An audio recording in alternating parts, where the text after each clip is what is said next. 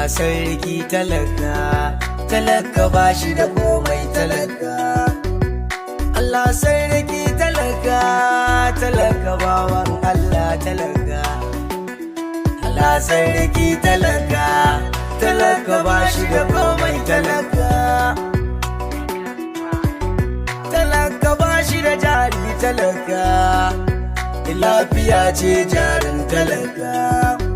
Talaka ba shi da iko talaka, Allah shi ne gatan talaka. Talaka ba shi da kowa talaka, idan masifa ta hau talaka.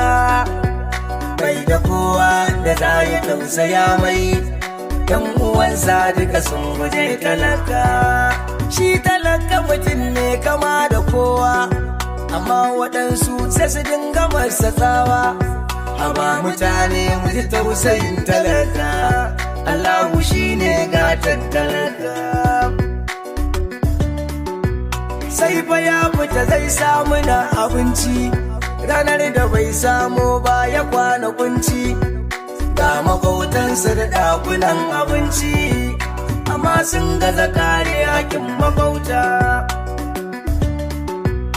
Idan yunwa ta yi sannadin makwabci, zaman makoki kai ta ganin abinci.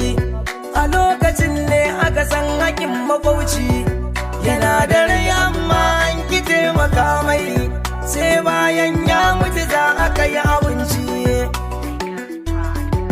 Haba mutane mu ji tausayin talaka, ka taimakawa duk wanda ke kasanka.